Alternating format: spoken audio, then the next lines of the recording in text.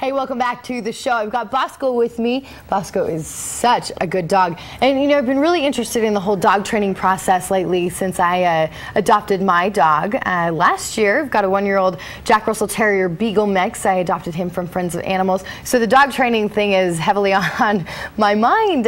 So I wanted to bring in James O'Brien, who is a dog trainer up here in the Wasatch Front area in Park City, and his dog Bosco, who is the best dog ever. You should have seen him before we came on set. He was just, at one point I was like, should I go check his pulse? I mean, he's just so well behaved. So, James, how you doing? I'm good. How are you? Good. So, obviously you've done a lot of training with Bosco. Yeah. He's well behaved and a good dog. Well, and he's my dog, so yeah. we kind of cheated bringing him on today because he makes me look good. Yeah, but you know, you got to do that for the first Sure. part, right? Now, let's talk about how you do your training and your process as opposed to maybe Sure. how other people do it. Really, hey. Come here, Bosco. Stay here. He smells something.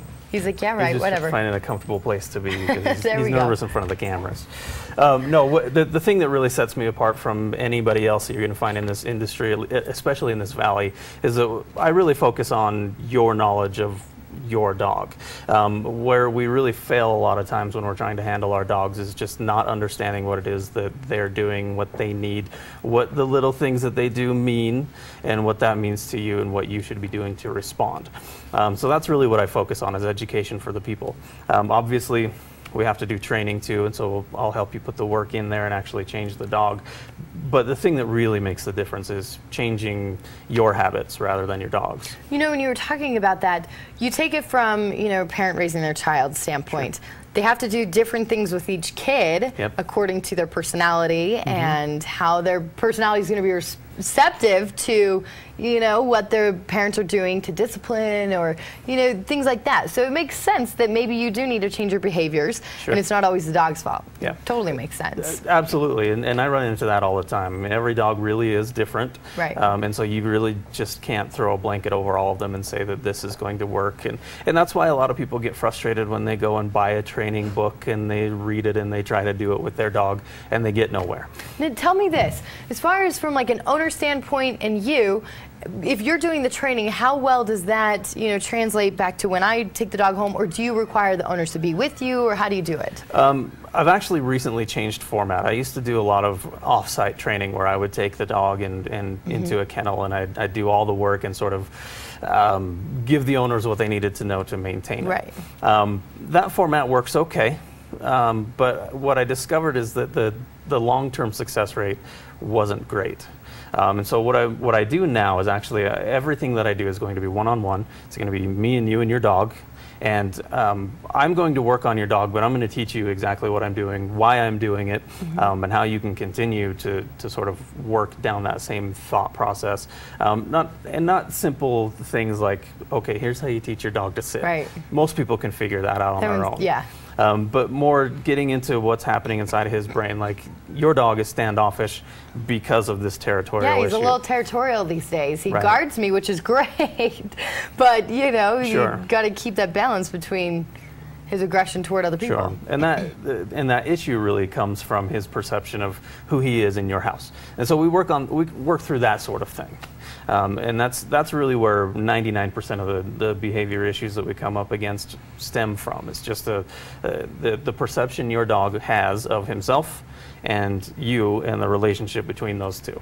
In your experience, I mean, as far as like a success rate goes, you know, I see some other people out walking their dogs and I'm like, geez, your dog's so well behaved, and I'm like, you know, holding my dog down because he gets so excited, wants to play with everybody, or he's trying to chase after bikers because he thinks he's supposed to run along with them. And you know, what's the success rate in general? I mean, we're talking like a lot of different dogs, a lot of personalities, different breeds.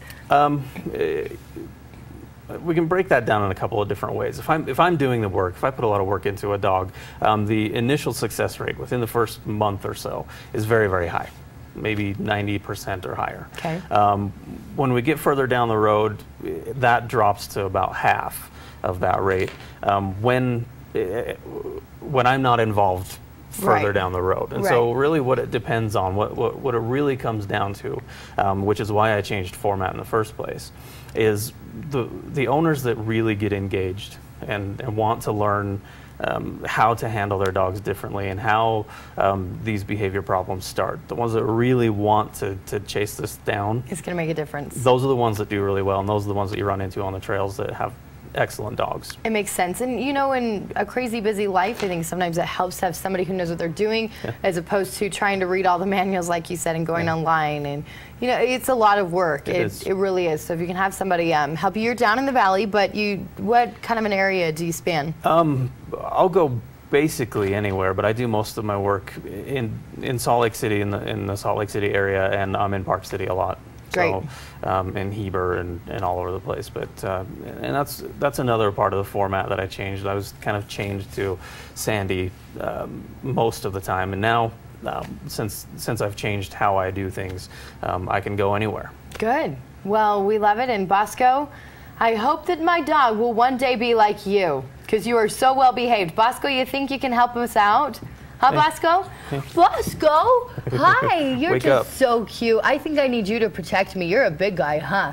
You'll guard me, won't you? He's like, yeah, come on, Dad, let's go home. He'll lick the intruders to death. Such a good dog. So if you are looking for a trainer, you can contact James. He's got his website up, and we popped it up on the screen. Why don't you give that to him as well? It's james-o'brien.com, and the phone number is 801-792-4749. Perfect. All that information is right there on the screen for you. Check it out. I'm going to be talking with James to hopefully get my puppy to settle down a little bit. Yeah, we'll do it. So, James, thanks for coming in. Thanks for bringing Bosco. Such a good dog. You should have seen some of the animals we've had on our show lately. They can get interesting. Absolutely, they can. Yeah, the untrained ones, they can always be interesting. The cat we had recently, woo!